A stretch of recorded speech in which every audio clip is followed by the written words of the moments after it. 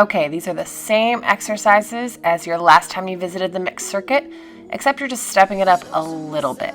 So it's mostly a repeat of your first mixed circuit, but the first exercise has 2 more sets of 60 seconds. So you're going to repeat it for 7 times. Again, trying to minimize, if not eliminate, the majority of the rest between each 60 seconds. Then you're going to go on to the next 5 exercises, 30 seconds on, 30 seconds off, and repeat them for 5 times through. This is the same. Hopefully, you try to get in more repetitions than you did last time, or you try to take as little possible of breaks in between each round. The following are the exercise descriptions. Here is your pronated and supinated frontal raise plus plank jack. I don't have any dumbbells in my hands right now, but you're going to use dumbbells ideally for this, or you can use a band that you put underneath your feet. You're going to start at the top of your mat. You're going to raise the dumbbells with straight arms up to the sky twice. You're not going to come higher than your shoulders, so you're going to keep your arms at maximum parallel with the ground. The first time is back of the hands up. The second time is heel of the hands or palms up. You're going to go up, keeping soft knees up, drop the weights down, jump back into a plank, take 2 jacks, and then step back up to the front of the mat. You want to make sure that your belly doesn't stick out and you don't sway like this as you lift. And you also want to make sure that you're being soft. So I'd rather have you sink down into your knees. If you need a little bit of extra help getting those weights up, pulling your shoulder blades down your back as those weights go up. If you look at my shoulder blades, they're traveling down. A really common mistake is to take the shoulders high and to take them towards the ears as you lift up. The next exercise is going to be your crossover squat. In a crossover squat, you step 1 foot in front, sink your butt down to the ground, keep your knees open, press the outside of both of your feet into the ground, squeeze your thighs together, and stand back up. This is a lot harder than it looks. What you're going to try to do is alternate sides and keep your upper body from folding really far forward. So you can see that I get a little bit of momentum with my upper body, and it will likely be uneven. So one side, your hips are going to be a little tighter than the other, and it will be really hard to get up nice and smoothly.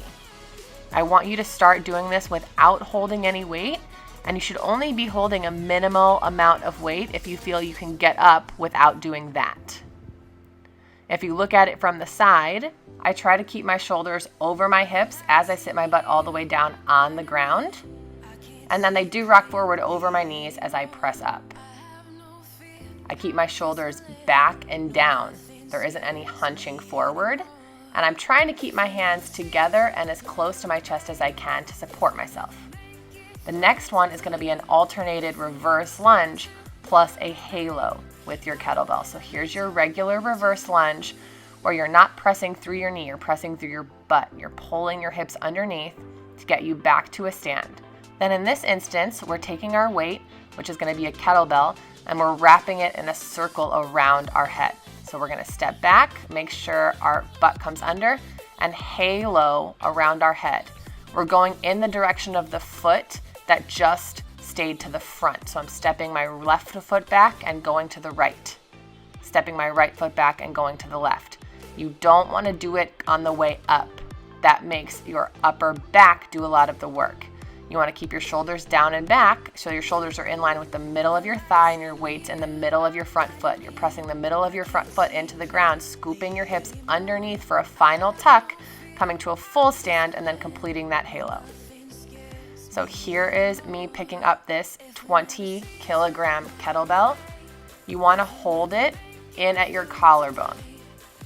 I'm picking it up by the handle, and I'm holding the handle like it's a purse.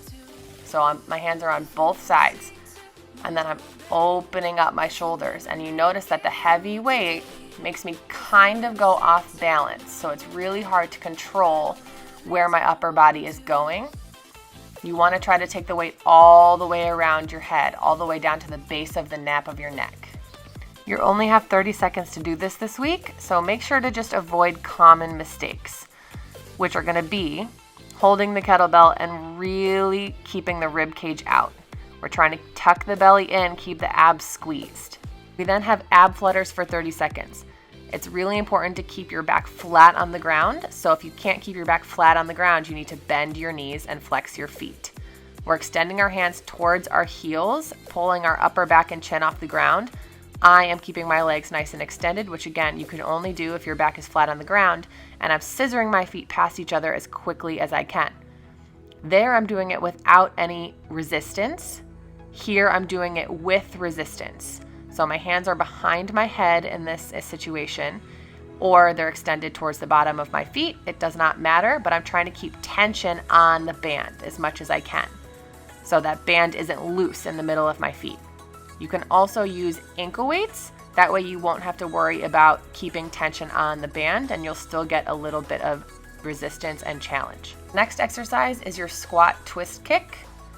You're gonna take a normal squat, but your feet are gonna be a little closer, so they're relatively in line with your knees and hips. Then you're gonna take one knee up to the sky in front of you, extend the leg, reach your opposite hand towards the foot, and twist your upper body. You're not kicking the leg across your body for a twisted kick. You are kicking up straight and then opening up your body to the left or right. We're taking a nice squat, tucking our hips under, and trying to peel open our chest if you look at this example. My left knee is coming straight up to my chest without affecting my upper body. Then I'm peeling open my left shoulder as I reach towards my front leg with my right hand. For a perfect target, you're gonna try to kick your toes into the palm of your front hand. The last exercise is your curtsy lunge with an optional holding of dumbbells down next to your hips, just like you're holding them at your sides, or holding a kettlebell in at your chest like you did at the beginning of the reverse lunge. The curtsy lunge goes back and to the side. You want to make sure that your back thigh is still relatively parallel with the ground. You don't want to be stepping it too far back.